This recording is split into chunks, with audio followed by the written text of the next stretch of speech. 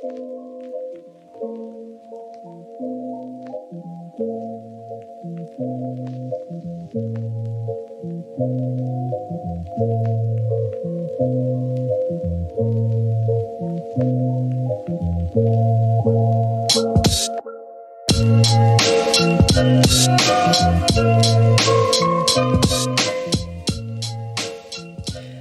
salut, ça va ou quoi? Bonjour, bonsoir. Ça va, Manuel? Ça va très bien. Manuel, ça va très bien déjà, merci de demander. Ça va Léo? Pour une fois. Ouais, ça va très bien, et toi? Ouais, ça va super. Eh bah, c'est Écoute, cool. toi surtout, comment tu vas? Bah écoute, ça va très bien, Manuel, je vais avoir besoin que tu participes à ce podcast. Ça veut dire que je serai nul dans le sujet qu'on va Alors, aborder? c'est pas que tu seras nul, c'est qu'on va quand même aborder le sujet vraiment entrepreneuriat, start-up, etc. Donc il me faut le plus d'expérience possible. Ah, effectivement. Voilà, donc c'est pour ça que je sollicite quand même réussi. principalement Manuel. Ben, j'ai ouvert un Ficello hier. Un Ficello? Ouais, C'est une belle entreprise, ça, Ouais, Romain, c'est très bien. je l'ai ouvert. Voilà. Elle dit Bon, quoi, la thérapeute? elle dit ça, voilà. Elle dit... Ok, très bien. Parce qu'on va parler d'un livre que je crois que tu as lu, parce que je l'ai vu dans l'Open Space tout à l'heure, qui s'appelle Hard Things About Hard Things, Exactement. de Ça veut dire que t'aimes les choses dures. Ben Horowitz, qui est un entrepreneur et investisseur américain, et qui parle des défis et des difficultés auxquels il a été confronté dans les startups par lesquelles il est passé dans la Silicon Valley. Qu'est-ce que tu as pensé de ce livre? C'est un très bon livre que je ne conseille pas assez et tu viens de me rappeler de le conseiller plus souvent. Trop bien. Bah, je l'ai pas lu, j'ai lu un résumé sur Twitter, donc on mettra dans les notes du podcast à la fois le lien J'ai du eu un livre. ascenseur émotionnel horrible. Pourquoi? Je vous voyais parler du livre et tout, super. Moi, je me sentais pas bien du tout de pas l'avoir lu. Et là, Léo, Ah non, je l'ai pas lu. Non, je l'ai pas lu, j'ai lu un résumé, donc on mettra dans les notes de l'épisode à la Ok. fois le lien du livre et le lien des tweets. D'ailleurs, quand tu mets les liens des livres, tu mets un lien Amazon. Bah évidemment, affilié. Pour qu'on touche un Pour peu de la nous caillasse. Mais Bah, ça, pour Take Out. ça nous revient, ça ou... Bah, évidemment. C'est Romain, T'as c'est le déjà lien vu cet de argent, Romain. toi? C'est le lien de Romain. T'as déjà vu cet argent, toi? Jamais. Léo, en plus, Jamais. Léo, en plus, c'est lui qui m'a dit mais quand même un lien affilié parce qu'à mon avis, il y a des gros lecteurs chez nous et Oui, qu'on mais pour puisse nous. le traquer. Bah Mais évidemment, pour nous. mais c'est un lien take-out, connard. Oh, Oh. Mais, Oh. mais où est l'argent? Mais l'argent, il est sur Amazon et on a gagné 4,50€ depuis. Super. Bah ouais, bah je les veux. Rends l'argent. D'accord, Bah on les divise en 3, tu nous les donnes maintenant, sinon moi je continue pas le podcast. d'accord. Ça fait 50, 50, 50. Ah oui, Ah le ouais. problème de... Ouais, d'accord. Vous l'avez pas la ref? C'est lui qui fait la compta. Bon, allez. Non, heureusement.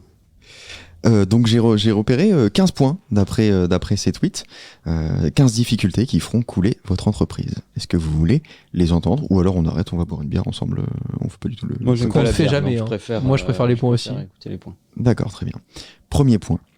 Ce qui est difficile, ce n'est pas de se fixer un grand objectif audacieux, mais de licencier des gens quand on n'atteint pas le grand objectif. Ah, Très vrai. ok. Ah, Romain, On est direct en dans le désaccord. sujet. Oui, bah je suppose. J'ai jamais eu à virer quelqu'un. c'est pour ça que je faisais appel surtout à Manuel pour ok. ce podcast. Ok. C'est tout l'enjeu, c'est-à-dire que dans une démarche entrepreneuriale, il faut qu'elle soit à la fois empathique et en même temps pas infantilisante. Mhm. Donc il faut que tu aies de l'empathie et de la considération pour les gens avec lesquels tu poursuis cet objectif. Et en même temps, ne pas prendre des responsabilités trop personnelles ou paternalistes parce que t'es pas là pour ça en fait. Et c'est là où souvent le bas blesse. Tu recrutes, tu fais un casting pour un projet. Ce projet ne marche pas. Il faut que tu te sépares de ces personnes qui ont été castées pour ce projet, que tu en prennes d'autres pour un autre projet ou pour l'ajustement de ce projet initial. Et c'est la vie, c'est comme ça. À un moment, on peut pas être magicien en fait. Et je trouve que les anglo-saxons ont un rapport beaucoup plus froid, beaucoup plus réaliste par rapport à ça. C'est-à-dire, le projet fonctionne, tu es un individu qui aide ce projet à fonctionner, tu es considéré et valorisé pour ça, à tout point de vue. Et si le projet a du mal, les gens connaissent les enjeux. Ouais. Ils savent qu'ils vont partir avec. Donc ils vont se battre beaucoup plus pour le projet, ce qui crée une relation d'équipe plus forte souvent. C'est simplement une différence culturelle ou alors ça a aussi un rapport avec le fait que... Nous, on va c'est parler de droit du travail. Par exemple, aux États-Unis, c'est plus facile aussi de trouver un travail, donc c'est plus facile de te faire virer d'un travail. Bah, bien sûr, Alors, moi, ça fait pas de doute. Enfin, tu vois, moi, je suis un libéral. Donc je considère que plus le marché est liquide et mieux c'est. Et c'est pas en mettant des contraintes ou à l'embauche ou à la sortie que tu défends l'emploi. Tu défends l'emploi en faisant en sorte qu'il puisse se faire et se défaire facilement. Parce que c'est ce qui va même donner plus de pouvoir aux employés. Parce que le fait qu'ils puissent changer rapidement dans un marché où il y a de la demande ou de la fluidité pour changer, leur donne plus de pouvoir et plus d'exigence par rapport à leur employeur. Parce que si leur employeur les traite pas bien, c'est facile pour eux de changer, de trouver une alternative. Donc je trouve que c'est la meilleure chose. Malheureusement, on a un code du travail qui est de plus en plus épais, de plus en plus complexe, etc. Et ça freine les employeurs parce qu'ils se disent, je regarde l'Europe comme une zone globale dans laquelle il faut que je sois présente. Et où est-ce que je vais commencer à m'établir ? Souvent, c'est pas la France. Souvent, c'est la Grande-Bretagne. Souvent, c'est l'Allemagne, la Belgique, d'autres pays, les Pays-Bas. Mais c'est pas la France. Parce que le rapport à l'emploi en France est un sujet compliqué, très régulé. Deuxième point, le plus difficile n'est pas d'embaucher des gens formidables, le plus difficile, c'est quand ces gens formidables développent un sens du droit et commencent à exiger des choses déraisonnables. C'est QFD. Oui. Mais donc, il faut trouver des gens bons, mais pas trop bons. C'est quoi Si, bons, mais réalistes. Ok. C'est dur. En fait, il faut trouver des gens qui sont bons et qui ont conscience du collectif, qui ont conscience que l'intérêt individuel passe après l'intérêt collectif. Il y a des gens qui sont très bons et qui disent ma valeur sur le marché c'est ça, et qui le disent à l'intérieur d'un projet qui ne peut pas leur payer cette valeur. Et là-dedans, tu as deux attitudes, des gens qui disent ok, je sais que je suis payé moins que ma valeur du marché et c'est pour ça que j'ai négocié des stock options, de l'equity ou je sais pas quoi, et je serai payé à la sortie et je me solidarise du risque du projet. Ou tu as des gens qui disent je suis moins bien payé que la valeur du marché, soit tu me payes ça, soit je me casse. Et en règle générale, mon conseil, c'est toujours de les laisser partir. Tu peux partir ? Je t'en prie. Troisième point, le plus difficile n'est pas de mettre en place un organigramme, mais de faire en sorte que les gens communiquent au sein de l'organisation que vous venez de concevoir. On en parlait pas plus tard qu'à midi. Les organigrammes, les job titles, les trucs d'ego, etc., etc. Tout ça, c'est fait pour rassurer des fois des actionnaires, un board, des fonds d'investissement qui ont besoin de loin de comprendre quelle est la topographie, l'articulation globale de la boîte. La réalité, c'est est-ce que tu crées des synergies entre les équipes ? Moi, prenons chez Influx en ce moment, moi j'ai toujours dit, job title, mettez ce que vous voulez. La politique sur le job title, mais ce que vous voulez. Tu veux mettre Grand Schtroumpf, Gargamel, Garfield, ce que tu veux, tu mets ce que tu veux. Directeur de la planète Terre, de l'univers, etc. Mais ce que tu veux, je m'en fous complètement. En fait, les organigrammes sont faits pour essayer de rendre lisibles des choses qui ne le sont pas. Et la valeur d'une boîte, c'est sa capillarité. C'est les dernières terminaisons nerveuses, c'est les dernières connexions neuronales qui font que cette partie de la boîte discute avec cette partie de la boîte. C'est là que la valeur va se créer parce qu'il y a une capacité à essayer des deux côtés de se comprendre et de compléter, de servir le projet ensemble. C'est pas où est-ce que je suis dans l'organigramme par rapport à toi. C'est des guéguerres qui ne servent à rien. Ça marche assez bien sur les SMB. Traduction ? Small and Medium Business, c'est les entreprises de taille moyenne, pardon. Et c'est plus compliqué dans les grosses boîtes parce que quand tu connais pas le mec qui t'envoie un email, son job title, quelque part, t'indique bien sûr d'où il parle. Donc c'est un petit peu plus difficile sur les très grosses boîtes. À la fin, chez McKinney, il y avait vraiment un comité qui s'occupait des job titles. Ah ouais, c'est incroyable. Qu'est-ce que ça voulait dire Voilà. Et quand tu reçois un email d'un mec qui est manager, c'est pas la même chose qu'un mec qui est head of quelque chose ou director, etc. Le comité qui s'occupe de ça, bullshit job, ou alors on considère que c'est vraiment intéressant? Ah, c'était un comité à l'intérieur des HR qui réfléchissait très sérieusement à Ok. ces questions-là. Je peux m'en charger chez Influx? Chez Influx, on n'a pas de politique de job title. Bah, je me propose. Ben, je t'en prie. Je veux bien créer le une comité. politique. Ouais, soit le comité. Je pense qu'à la fin de la fin, ce qui compte, c'est la communication. Et c'est ce qu'on a tendance à perdre avec l'habitude, soit des emails, soit des SMS, etc.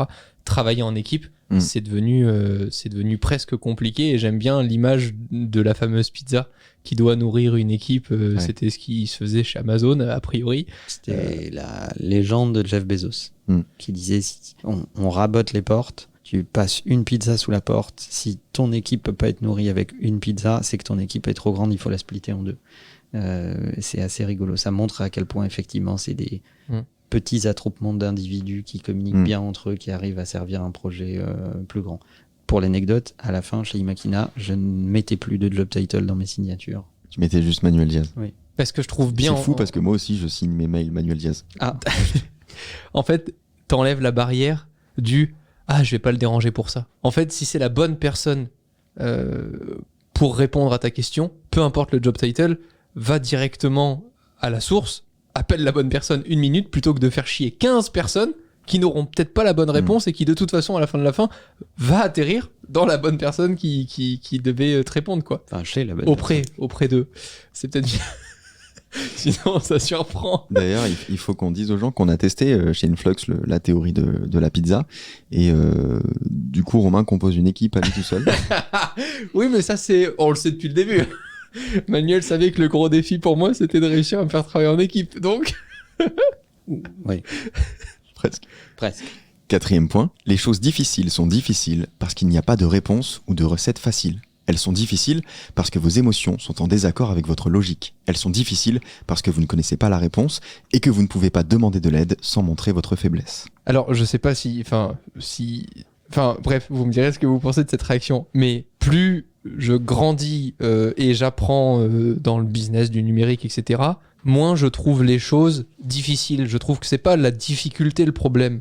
C'est plutôt... je sais pas, j'ai pas l'impression de trouver des trucs difficiles. Parfois, je les trouve C'est faux, longs. Romain, c'est faux. Ah ouais? C'est juste que tu trouves pas les mêmes choses difficiles. Ok. Ce que tu trouves difficile, c'est gérer des gens, manager des équipes, etc. C'est pas le cœur du business, parce que celui-là, tu le maîtrises bien. Je pense que tu t'es juste habitué à faire des choses difficiles.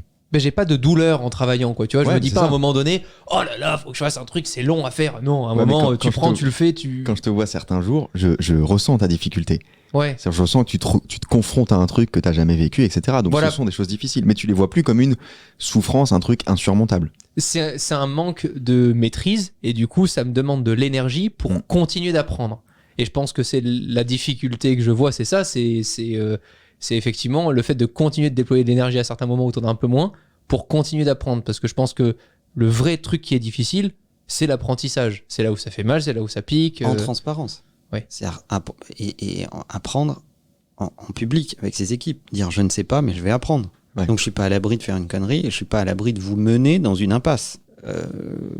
L'expérience, la maturité s'exprime à travers le fait d'exposer ses faiblesses, d'exposer ses doutes. Quand on est très jeune et très jeune manager, on veut avoir réponse à tout. Quand on est un manager expérimenté, on dit je n'ai réponse absolument à rien.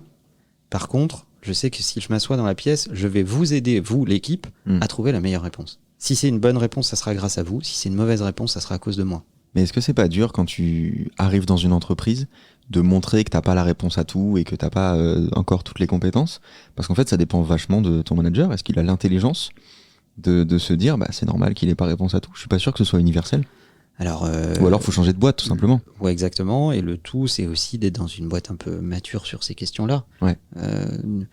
Tu embauches quelqu'un pour sa capacité à trouver des réponses face à des situations difficiles et des réponses dont tu n'as aucune certitude de résultat. Par contre, tu as la certitude d'avoir un raisonnement intègre. C'est ce qu'il dit à ce moment-là. C'est quelqu'un qui va dissocier sa logique de ses sentiments. qui va dissocier l'intérêt du projet versus son intérêt individuel, ce qui est capable de détruire son job, en disant je ne suis plus utile à cette entreprise. On est d'accord, je crois qu'on en est d'accord aussi. Ouais. Tu n'es plus utile à cette entreprise, Manuel. Parfait. Mais moi, ça me convient très bien. Tu fais tes valises ? Très très bien. On y va ? Ok. Du coup, comme Dans la mesure où elle continue à m'appartenir, je n'ai pas de problème à ne pas venir. comme entre-temps, j'ai été élu comité des job titles, donc je suis le nouveau PDG Oui. de Influx. Parfait. Et je peux te dire que ça va barder. 5e point.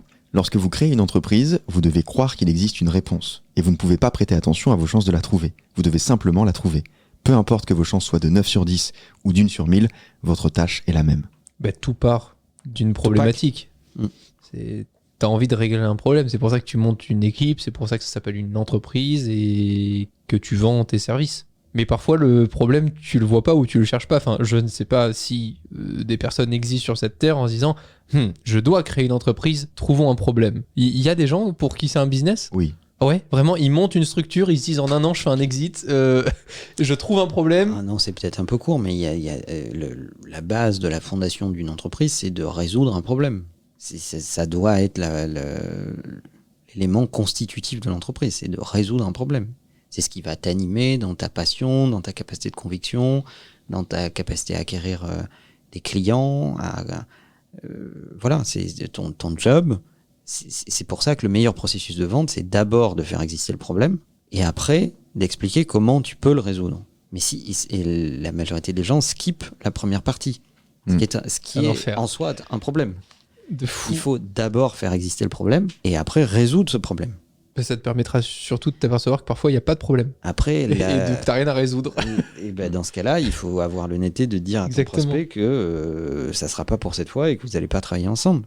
Et souvent, ça paye parce que cet élan d'honnêteté va faire en sorte que ce prospect dira du bien de toi et te prescrira à d'autres qui ont, eux, ce problème à résoudre.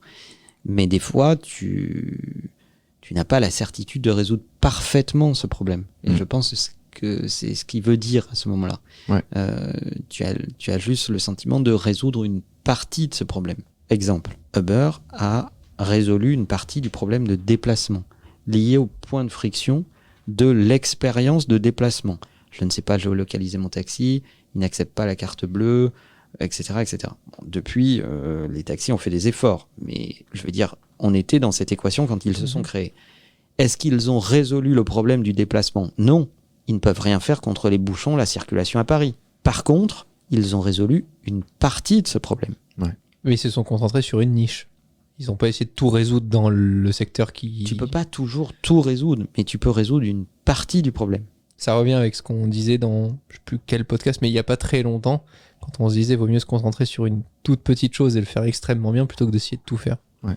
C'est la base quand vous allez regarder vos concurrents. Vous montez une entreprise, regardez déjà ce qui se fait dans ce secteur et parfois il vaut mieux, en regardant ce qui se fait, se dire tiens, tout ça je vais pas du tout le faire, ou un tout petit peu, mais par contre ça je vais le faire 10 fois mieux que les autres. D'ailleurs, petit conseil à ce sujet, moi tous les gens qui essayent de me vendre un truc et qui disent on est dans cette catégorie, nos concurrents c'est eux, mais ils sont nuls, j'achète jamais. De fou, c'est horrible. Je pense que tu n'as pas besoin de dénigrer tes concurrents pour faire exister ta value proposition. Si tu dénigres tes concurrents, c'est en général le signe d'un truc qui va pas. Bah, c'est les annonces de smartphones. Hein. C'est les annonces de smartphones en texte, c'est tellement un résumé, c'est horrible. Tu vois directement les marques qui arrivent en disant bon, vous nous connaissez pas, mais par rapport à eux, on a un gros processeur, hein, on a un gros machin. Quel enfer. 6e point. Peu importe qui vous êtes, vous avez besoin de 2 types d'amis dans votre vie. Le premier est celui que vous pouvez appeler quand quelque chose de bien vous arrive. Le second est celui que vous pouvez appeler quand les choses tournent mal, quand votre vie est en jeu et que vous n'avez qu'un seul coup de fil à passer. Bah oui, hein. Je sais qui est qui, moi. Ah, moi, tu m'appelles quand ça va bien. Exactement. Et t'appelles Manuel quand ça va mal. Ah bah si tu veux, s'il me faut une perfusion dans moins de 2 minutes, c'est surtout pas toi que je vais appeler. Pardon ? Pardon, j'étais en mode travail et je n'ai pas vu ton message depuis 3 jours. J'espère que ça va mieux. Oui, ça va, t'as raison. Manuel, il va raccrocher une première fois, parce que sinon, il sait que parfois je l'appelle alors que c'est pas nécessaire. Par contre, si je lui envoie un message et que je lui mets urgent, t'es sûr que dans les 30 secondes, il me rappelle. 30 secondes. Oh, je pense, à peu près. Ouais. Mais il y en a très peu. Par contre, là où tu as raison, c'est qu'il y a que 2 amis. Je pense qu'il y a moi, vraiment. ça me va très bien. Voilà. Moi, je préfère, mais c'est tout personnel, hein, mais je préfère appartenir à la deuxième catégorie. D'accord, c'est une attaque envers moi. Non, pas du tout. Je trouve que c'était un parfait équilibre Je vous laisse. que nous constituons. Mais qu'est-ce que tu me reproches par exemple? Rien. Alors, pour toi, Léo, qui est qui? Moi, je vois pas les choses comme ça. Ça dépend du problème. Si ça dépend du problème. Il y a des problèmes pour lesquels je vais appeler Emmanuel et il y a des problèmes pour lesquels je vais appeler Romain. L'alcool. Vous êtes Quand pour t'as moi, plus- vous êtes Quand une t'as plus personne. d'argent, par exemple. Quand t'as plus d'argent, qui t'appelle? Quand j'ai plus d'argent, bah j'appelle Romain, je lui dis elles sont où les OP? C'est fou parce que je suis du coup l'ami de beaucoup de. Hein? Chez Influx. Non, je sais pas pour moi, mais je vous vois pas comme deux personnes distinctes. Ah, T'en c'est es dit, eu. on est la même personne. Je vous vois comme un ami qui partage deux cerveaux très différents. Ah, ça, c'est. Oui. Merci. Mais Merci. mais je sais pas. Ouais, ça dépend de mon problème. Mais c'est déjà très rare que j'appelle pour un problème. Mm. Donc Bah, c'est déjà très rare que t'appelles. T'aurais pu arrêter ta phrase là. C'est déjà très rare que. Oui, c'est vrai. Voilà. Et toi, Manuel? Moi. Ouais. Je communique assez peu les bonnes nouvelles Ça, c'est vrai. C'est vrai. C'est insupportable d'ailleurs. et Parfois- je parle pas de mes problèmes. Mais d'ailleurs, quand il y a une bonne nouvelle pour Manuel, il faut savoir parce qu'après les gens vont être déçus. En général, il fait c'est bien. Ah oui, c'est ça. Non, mais là, je te donne un exemple. Il est en contact avec un truc qui peut m'intéresser, etc. Il m'a envoyé le mail en me disant « Oh, je pense dire non parce que ça va pas t'intéresser. » Je regarde le truc, je fais « Bah, pourtant, ça a l'air quand même assez dans ma ligne édito, de voir et tout. » Jusqu'à ce avec lui, il me dit par téléphone « Au fait, c'est calé, il faut que tu sois là-bas telle date. » J'ai vraiment, entre les deux, aucune info. Je ne sais pas du tout ce qui se passe. Pour moi, c'est une bonne nouvelle. Pour Manuel, c'est comme si tu décales le verre d'1 centimètre sur la table, quoi. Ça ne change rien à ta journée, quoi. Voilà. 7e point. À propos de l'embauche de cadres de grandes entreprises dans de petites entreprises, si au bout de 30 jours, vous n'avez pas l'impression qu'ils sont à la hauteur, licenciez-les définitivement. J'ai pas compris le début. À propos de l'embauche de cadres de grandes entreprises dans de petites entreprises, D'accord. si au bout de 30 jours, vous n'avez pas l'impression qu'ils sont à la hauteur, licenciez-les directement. Oui, ok, je comprends. Il y a une règle qui dit hire fast and fire fast. Et j'aime bien cette règle. Et c'est ce qu'il dit là. Ça veut dire t'es chaud bouillant. Mais ça, encore une fois, ça marche moins ici, quoi. Si on a une période d'essai, c'est fait pour ça. Ah ouais, Tout le monde ok. l'oublie. C'est vrai. C'est vrai. Dans le mot période d'essai, tout le monde retient période. Mm. Moi, je retiens essai. Décès. Et c'est exactement ça. Moi, je pense que si. Alors, il induit dans le raisonnement ce rapport de taille. En fait, c'est, souvent des startups ou des boîtes avec beaucoup de croissance ont besoin d'acheter une expérience qu'elles ne trouveront pas dans leur recrutement habituel. Donc, elles Ils vont prennent chercher. le Mbappé de la start-up. Elles vont chercher exactement des cadres de plus grosses boîtes qui vont être capables d'importer de l'expérience dans leur boîte. Le problème, c'est que ces gens sont habitués à des façons de travailler différentes. Moi, j'en ai connu qui, par exemple, avaient des idées, mais ne faisaient pas leurs slides. J'en ai connu qui envoyaient des notes et qui disaient, bon, voilà, c'est mon assistante, elle est où? Elle fait mes slides comment? C'est mon assistante qui répond à mes emails. Voilà, je la vois, je lui dis voilà ce que je pense, et puis c'est elle qui répond. Quel enfer. Donc là, il y a un choc, de culture, assez fort. Et donc, Ça, j'en ai vécu un quand même. Hein. Je vais pas citer de nom, mais t'es prêt à tourner. Tu as un manque d'informations. Plutôt que d'ouvrir Google, la personne appelle sa secrétaire qui ouvre Google. Je l'ai vécu. Voilà. C'est un vrai choc de culture. Pour l'avoir vécu, tu vois ça devant tes yeux, tu fais. Alors tu faisais la même chose, sauf que tu disais Google ou Siri, ça te répond pareil. Hein. Puis tu te dis putain, le peu de valorisation qu'il y a du coup de l'autre côté, parce que tu pourrais au contraire utiliser cette aide à bon escient pour peut-être répondre à des courriers, faire des choses qui ne peuvent pas être faites juste comme ça en déplacement ou autre, tu vois, avec certains postes. Et je pense qu'effectivement, si au bout de 30 jours, t'as un doute, c'est qu'il n'y a pas de doute. C'est combien de temps la période d'essai? En général, ça dépend du contrat, mais c'est entre 3 et 6 mois. Ah ouais, ok. Oui, donc au bout de 30 jours, c'est largement faisable. Au bout de 30 jours, si t'as un doute, c'est qu'il n'y a pas de doute. Ok. Il faut virer. Et tu le sens, je pense, avec l'énergie, avec l'implication. Et t'es là, t'hésites, tu te dis, bon, je sais pas, il y a tous ces trucs positifs, mais j'ai encore ce doute, ce petit doute, laissons-nous encore un peu de temps pour vérifier, etc. Et là, c'est trop tard. Là, c'est une connerie.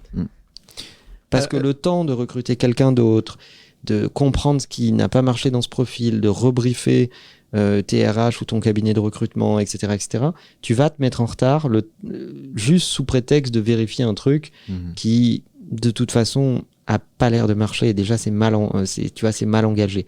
Donc, moi, j'aime bien cette règle-là qui dit ou tout blanc ou tout noir. Est-ce que ça marche qu'avec les cadres qui viennent de grandes entreprises ou c'est universel? Non, ça marche plutôt avec les gens sur les profils de recrutement à risque. C'est-à-dire, le à risque, ça peut être quelqu'un qui a une très grande expérience dans une boîte qui est très jeune, quelqu'un qui a bossé dans une très grosse boîte et qui se retrouve dans une petite boîte.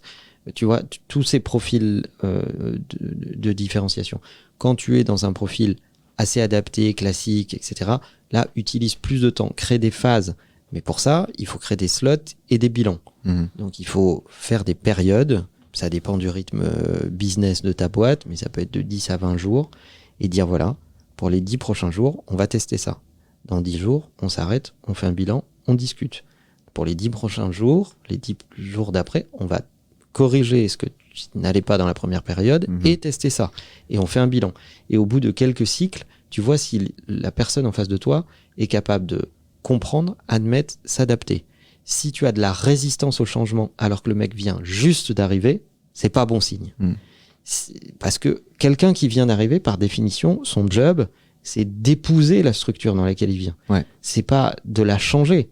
Il pourra participer au changement de cette structure quand il aura déjà fait ses preuves, été intégré, créé de la valeur, Intégrer les etc. codes. Et après, il pourra participer au changement de cette structure. Mais quand tu arrives et que tu veux déjà tout changer, c'est pas top.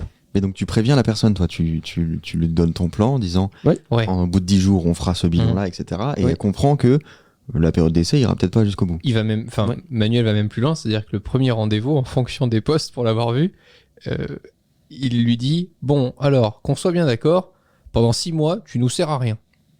Tu consommes, tu vis, tu coûtes de l'argent, mais tu nous serviras à rien. Il y a 3 mois où tu vas apprendre, regarder, observer, te taire. En gros, t'as pas de questions à poser, t'as rien, tu vas regarder. Les 3 mois qui vont suivre, là, tu vas commencer à poser des questions, tu vas t'habituer aux outils, tu vas commencer à prendre en main les outils et autres. Et peut-être, et seulement après, t'auras des capacités pour provoquer quelque chose. C'est ça bien, déjà, parce que c'est pas vicieux du coup. Bah non, pas Il du tout. sait à quoi s'attendre.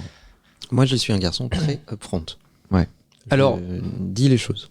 Dis-moi, Manuel, dans l'autre sens, moi j'ai détecté un truc qui peut me permettre de dire tiens, bon, là c'est peut-être pas la bonne personne, c'est quand il n'y a pas de manque. Si dans ta période d'essai, si tu vois que tu as des vacances qui sont prises par la personne ou que tu as un moment où elle n'est pas disponible pour travailler, etc., observe au bout de, mais ne serait-ce que 3-4 semaines, est-ce que quand tu vas dans la pièce où cette personne travaille ou alors dans les calls, etc., est-ce qu'elle te manque? Ou est-ce qu'en fait, toutes les tâches que tu lui avais données, finalement, tu les reprends parce qu'elle est plus disponible et il n'y a aucun manque? T'arrives et tu te dis, en fait, que la personne soit là ou pas. C'est une façon de mesurer son impact. Ok, ça ok. Je suis d'accord. 8e point. À ce point, je sais que Manuel va répondre par une citation de Sénèque. Si vous ne savez pas ce que vous voulez, les chances que vous l'obteniez sont extrêmement faibles. Tout à fait. Il n'y a pas de vent favorable pour celui qui ne sait pas où il va. J'ai rien à dire. Tu le connais par cœur. 9e point. Prenez soin des gens, des produits et des profits dans cet ordre. Ah, totalement. Gens, produits, profits. D'abord les gens, d'abord les people, parce que sans eux, il n'y a rien. Et on n'est que le produit de son équipe. C'est évident. Et souvent, beaucoup de personnes ne rangent pas les choses dans cet ordre. Et c'est dommage. Sans humains, il ne se passe rien. On a les entreprises, qu'elles soient de services ou industrielles, c'est des humains qui se réunissent ensemble pour partager un pourquoi, une vision, un projet, y croire ensemble, se mettre en religion ensemble pour servir ce pourquoi et en vivre. C'est-à-dire créer de la valeur qui leur permet de rester en vie et de distribuer cette valeur auprès des gens qui composent l'entreprise, des gens qui la dirigent et des gens qui la détiennent. Les employés, le C-level et les actionnaires. Si ça part pas des gens, il se passera rien. Il y aura un turnover de fou. Mais c'est difficile de bien s'occuper des gens sans trop en faire. Il faut s'occuper des gens sans jamais rentrer dans la partie personnelle. Tu ne t'occupes pas des gens en tant que personne, tu t'occupes des gens en tant que compétence qui sert un projet. Ces gens sont des outils qui servent un projet. Ils ne sont pas des amis que tu veux aider dans la vie. Ça, c'est une relation professionnelle. Et en Europe, comme on est des romantiques, on a tendance à confondre ces deux sujets. Dans la culture anglo-saxonne, on te dit nothing personal. Je ne juge pas la personne. Je juge le fait que tes agissements dans ton travail ne servent pas le projet. Donc tu vas partir. Tiens, regarde, ta boîte est là. Remplis ton carton. Dans 2 heures, ton badge ne marche plus. Mais c'est pas personnel. Ouais. T'es un mec sympa. On peut aller boire une bière à 17h. Ça, Manuel, il est vraiment capable de le faire. Mais est-ce que ça t'incite pas à confondre, justement? Comment ils font toujours la différence alors que ils peuvent... J'imagine qu'ils le disent, mais qu'ils le font pas. En fait, je pense... Alors, si tu me permets, je veux essayer de répondre. Il faut que ça vienne de la personne qui fait partie de tes équipes. Par exemple, en tant que manager, c'est pas toi qui va poser une question personnelle. Mais si, par contre, dans ton équipe, tu sens qu'à un moment, il y a quelque chose, un petit peu un moment de faiblesse ou autre, ou qu'il a besoin de te parler, ou que ça lui fait plaisir de te parler d'un truc perso, laisse-le, mais rentre pas dans le jeu, lui pose pas plus de questions, soutiens-le, ou dis-lui que tu comprends, etc. Mais coupe assez court. Voilà, je pense que c'est ça. Je crois avoir compris qu'en tout cas, c'est dans un sens unique, en tout cas en fonction de où tu es placé dans les équipes. Moi, je me contente de poser des questions. Je me suis toujours contenté de ça. Et ensuite, produit avant profit. Ça paraît logique, mais je sais mais- pas si c'est tant respecté que ça. Mais c'est en tout cas tout ce qu'on a fait, Léo. Ouais. Pendant des années, C'est sûr. on pensait même pas à gagner un seul euro avec ce qu'on faisait. Là, ça n'existait pas, donc... Et il y a même des moments où on était contacté et on répondait pas parce qu'on considérait qu'on n'avait pas assez le choix à ce moment-là pour pouvoir dire non ou oui au bon projet. Donc je pense que c'est tout ce qui doit nourrir des solutions à un problème. Faut pas penser au profit, sinon tu aurais plein de boîtes qui n'existeraient pas. Uber, quand on en parlait tout à l'heure, n'ont pas été profitables avant je sais pas combien d'années, quoi. C'est qu'un produit, tu ne lui demandes pas d'être rentable from scratch. Tu lui demandes d'être rentable dans la durée. Ça peut impliquer de la recherche et développement, du temps, un market fit, le fait de trouver ton marché, etc., etc. Donc, des produits pas rentables, un produit pas rentable, c'est la définition d'une start-up. C'est la raison pour laquelle elle lève des fonds légitimement. C'est qu'elle a besoin de financer de la recherche le temps de trouver son marché. Une start-up, c'est une boîte qui est techniquement en faillite. Le temps de trouver son marché. Et il y a des gens assez fous pour mettre de l'argent dedans parce qu'ils croient en la vision et au fait qu'il y aura un marché. Et c'est pour ça qu'il y a beaucoup de déperditions. Et c'est normal. T'as jamais trop été, toi, investisseur dans des startups, etc. Tant que t'es pas vraiment dans le board, j'ai l'impression que tu peux pas avoir des décisions. Ou si, je m'en rends pas compte. Moi, j'ai une simple règle. Je n'investis que dans les trucs que je comprends. Et comme je suis très bête, je comprends peu de choses, donc j'investis peu. Tout est vrai dans cette phrase. Ça m'arrange beaucoup. Non, il faut nuancer le point de il est bête. Manuel préfère passer juste beaucoup de C'est ce que j'ai temps. trouvé de plus vrai, moi. Préfère passer beaucoup de temps sur peu de choses, mais en allant en profondeur. 10e point. Ah, ouais. 10e point. Ce qui incite les gens à suivre un leader, c'est 1. La capacité d'articuler la vision. 2. Le bon type d'ambition. Et 3. La capacité à réaliser la vision. Disons qu'un leader qui te vend des incantations, tu auras du mal à le suivre dans la durée parce qu'au bout d'un moment, tu te dis, bon, c'est mignon tout ça, mais il n'y a rien qui avance, quoi. Je vois rien venir. Donc, t'as pas l'impression de suivre un leader, t'as l'impression de suivre une voyante. Et ma passion pour les voyantes vous fait Exceptionnel. confirmer cette théorie. Le leader a besoin d'avoir la vision et il a besoin de démontrer que cette vision est en train de s'exécuter par des éléments tangibles qui montrent la progression de cette vision. Et c'est ça qui fait que les gens vont le suivre. Il n'a pas besoin, il est même pas souhaitable qu'il soit dans la réalité opérationnelle. Ça, c'est les managers qui doivent y être. Le leader doit pousser son organisation à faire des choses qui dérangent l'organisation.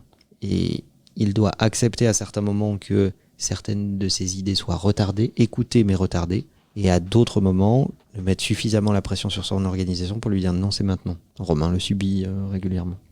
Ouais, mais ça me dérange pas, ça. Ça va? Ouais. Tu veux en parler?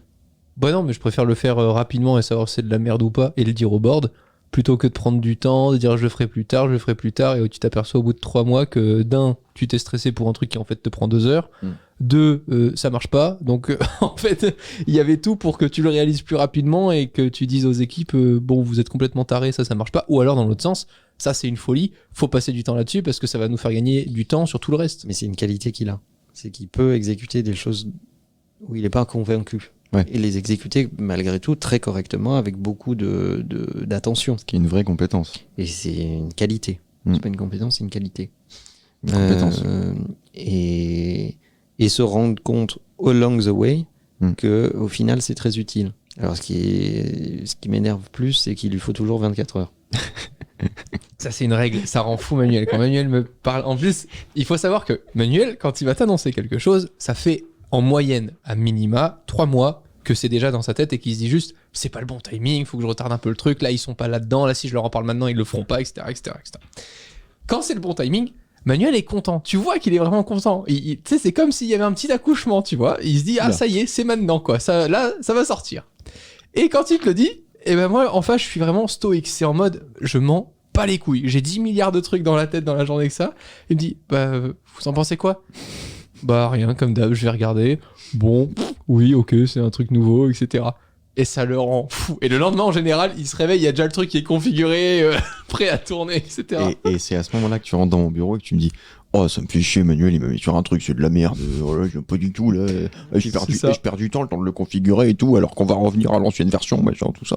Bah, c'est ma plus. En fait, ça change le lendemain. Mais parce que plus la société se construit et se consolide, plus tu as peur que le temps que tu passes à intégrer des nouveaux outils, au tout début, c'est pas grave, tu viens de démarrer le truc, t'es pas beaucoup, etc. Mais quand tu dois à la fois commencer à gérer des équipes, à la fois continuer de suivre les encours, et en plus de ça, intégrer des nouveaux outils qui bouleversent les équipes et qui bouleversent les encours, tu veux juste pas trop te casser la gueule. Donc moi, en général, pour gérer ça, je préfère tout faire tout seul au début. Ne rien demander à personne, je fais tout seul le week-end, je fais mes petits trucs, mes pommes-potes, machin, je modifie tous mes trucs et tout, et ça arrive le lundi, et je dis aux équipes, voilà, bon, oui, non, j'ai rien foutu ce week-end, mais ça, maintenant, on va l'utiliser. Mais au moins, je veux démarrer, enfin, c'est un truc que j'arrive pas à déléguer, c'est quand un truc démarre vraiment de zéro, je veux être celui qui construit le truc de zéro. Je ne supporte pas prendre un truc en cours qui n'a pas été construit et pensé par un truc que j'avais en tête. J'ai beaucoup de mal à m'adapter. 11e point, une entreprise sans histoire est généralement une entreprise sans stratégie. C'est vrai. Tu puises dans ton histoire une profonde conviction et une profonde vision. C'est dans tes souffrances que tu trouves tes meilleurs combats. Peut-être que pour exemple, donner l'histoire de Influx, quand on s'est rencontré juste avec Manuel, que je te connaissais déjà Léo, et toi Manuel, tu m'expliquais ce qui se passait avec les marques. Oui, dans notre histoire, il y a cette conviction qui fait que d'un côté, il y a des créateurs qui sont briefés par des tonnes d'intermédiaires. En général, il y a eu 7 ou 8 intermédiaires avant que le brief arrive jusqu'à vous et le budget s'est évaporé et on vous demande de travailler dans les 48 dernières heures en urgence avec peu de moyens. Et de l'autre côté, il y a des marques qui disent je comprends pas la création de contenu avec des créateurs de contenu, je mets beaucoup de moyens et puis ça n'a pas l'air d'accoucher de grand-chose, etc. Et en fait, il y a ce truc dans notre ADN en fait qui est de dire on va squeezer les intermédiaires, les créateurs de contenu c'est pas des hommes sandwich, c'est pas des bannières de pub, c'est pas des AdWords, si on les brief correctement, on a la valeur qui va avec, si on leur donne les moyens de faire les choses correctement, vous vous rendrez compte que vous aurez plus de valeur. Et au milieu, le véritable problème, ce sont tous les intermédiaires de gestion où vous avez le sentiment que c'est plus facile de mandater des intermédiaires et ils n'ont pas toujours une immense valeur ajoutée. Et c'est ce qui fait qu'on s'est concentré beaucoup sur les agences qui, elles, géraient les marques et nous, les créateurs. Donc en fait, chacun faisait son boulot correctement et quand tu mets les deux cerveaux dans la même pièce, en fait, ça marche vachement bien. Exactement. 12e point, tant que vous ne faites pas l'effort de connaître quelqu'un ou quelque chose, vous ne connaissez rien. Oui, c'est do your homework.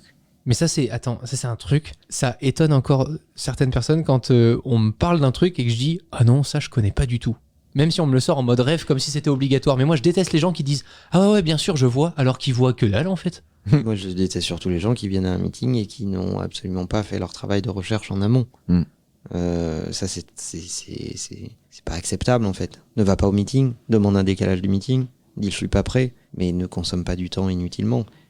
C'est que ça, on nous demande. Hein. T'es assis dans une pièce et tu sais pas de quoi tu parles, en fait. Vous avez déjà vu notre site ? Bah oui, puisque je prends 15 minutes de ma journée pour te parler. Heureusement que j'ai cliqué sur ton site, ça serait complètement con. Donc c'est le premier truc, quoi. 13e point. Dans les entretiens individuels, ce sont les employés qui fixent l'ordre du jour. C'est leur temps, ils doivent faire 90% de la conversation. Mais c'est vrai, un entretien individuel, c'est un employé te feedback et quand tu réfléchis, une relation employeur-employé, elle est pas équilibrée. Dans la majorité des cas, l'employeur, à travers sa direction, son management, te demande des choses, tu les exécutes. Donc il faut au moins qu'il y ait un moment où les rôles soient inversés pour que cette relation s'équilibre un minimum. Mais au quotidien, tu as des tâches qui te sont assignées, tu as des objectifs qui te sont assignés, tu as une appréciation de ton travail qui t'est donnée par ton manager, etc. S'il y a aucun moment, l'employé reprend la main pour dire « mon sentiment c'est ça, mes problèmes c'est ça, mes angoisses c'est ça, mes éléments de satisfaction c'est ça, etc. etc. » ben, cette relation elle peut pas durer. Il faut à un moment lâcher du lest et créer des moments où les choses s'expriment parce que sinon on peut pas les gérer. C'est ce qui fait que parfois j'aime bien poser la question de penses-tu être capable de, ou est-ce que tu penses pouvoir faire ça avant telle date plutôt que de l'exiger, parce que ça va créer du coup déjà un questionnement et parfois ça t'apporte des réponses qui sont intéressantes parce que on te répond bah, ça va être compliqué pour cette date-là parce que j'ai déjà ça en cours et toi parfois tu l'as même oublié parce que tu le fais x20 dans la journée donc je trouve tu peux même te rendre compte qu'en fait c'est pas du tout à lui de faire ça. Exactement. Et le donner à quelqu'un d'autre. Exactement. Donc poser la question aussi c'est important. 14e point. Là, c'est l'auteur qui parle. Chaque fois que je rencontre un PDG qui a réussi, je lui demande comment il a fait. Les PDG médiocres mettent en avant leur brillant mouvement stratégique ou une variété d'autres explications auto-congratulatoires. Et les grands PDG ont tendance à être remarquablement cohérents dans leurs réponses. Ils disent tous « je n'ai pas démissionné ». Bah oui. En fait, le succès, c'est ce moment irrationnel où tu persévères au lieu d'abandonner. Mais alors que tout élément rationnel te pousserait à abandonner. Je vous le dis, hein, quelquefois, quand il est 6h du matin que je suis sur mon scooter électrique pour venir chez Influx, plus d'une fois où je me suis dit qu'est-ce que je fous là quoi. Moi j'ai une anecdote Est-ce là-dessus. que quelquefois c'est tous les jours? Non, mais de temps en temps. Mais j'ai une anecdote là-dessus. J'ai un collaborateur chez Imakina qui me présentait sa démission à peu près tous les trimestres. Sérieux? Ouais. Mais non. Si. Puis en s'asseyant, on discutait et puis à la fin il disait et puis il déchirait sa démission. C'est génial. Et puis c'était reparti. Mais c'est Et incroyable. je trouvais ça génial parce que je lui disais mais bon, et à la fin les meetings qu'on avait ensemble, je lui disais réévaluation de ta démission. C'était le titre du meeting que je lui envoyais en fait. Et il a bien fait de persévérer? Et 15 ans après il était toujours là. Hein. Et tu l'as viré? Non. non. Mais je trouve ça très intéressant. Les gens qui sont comme ça sur la brèche. Ouais. Et qui vont chercher chez leur management les raisons de continuer, de continuer à supporter cette difficulté. Et si tu es un bon manager, tu lui donnes des raisons de continuer. Et c'est moi qui avais la pression dans ce meeting, c'est pas lui. Et j'allais dire, pour toi, c'était bon signe parce que c'était la preuve qu'il se poussait dans ses retranchements. C'est ça. Et il fallait qu'à chaque meeting, j'ai suffisamment de conviction pour lui donner envie de continuer. 15e et dernier point. Le combat, c'est lorsque vous demandez pourquoi vous avez créé cette entreprise. Le combat, c'est lorsque les gens vous demandent pourquoi vous ne démissionnez pas et que vous ne connaissez pas la réponse. Le combat, c'est lorsque vos employés pensent que vous mentez et que vous pensez qu'ils ont peut-être raison. Ce qui est difficile, ce n'est pas de rêver grand. Ce qui est difficile, c'est de se réveiller au milieu de la nuit avec des sueurs froides quand le rêve se transforme en cauchemar. C'est le doute, on en a parlé dans le précédent podcast. Le doute fait partie du processus et ce qui va séparer vraiment les gens qui vont continuer, qui vont avancer, qui vont entreprendre au sens premier du terme, de ceux qui vont abandonner, c'est ceux qui arrivent à vivre le doute comme un élément faisant partie du processus et pas comme une valeur éliminatoire. Vivre avec le doute tous les jours, c'est certainement s'améliorer. Abandonner face au doute, c'est refuser d'apprendre. Merci les gars. C'était trop intéressant. J'ai appris plein de trucs. Du coup, je vais vous quitter pour lancer ma startup. Bravo Léo. Merci. À demain. Salut. La bise. Bye bye.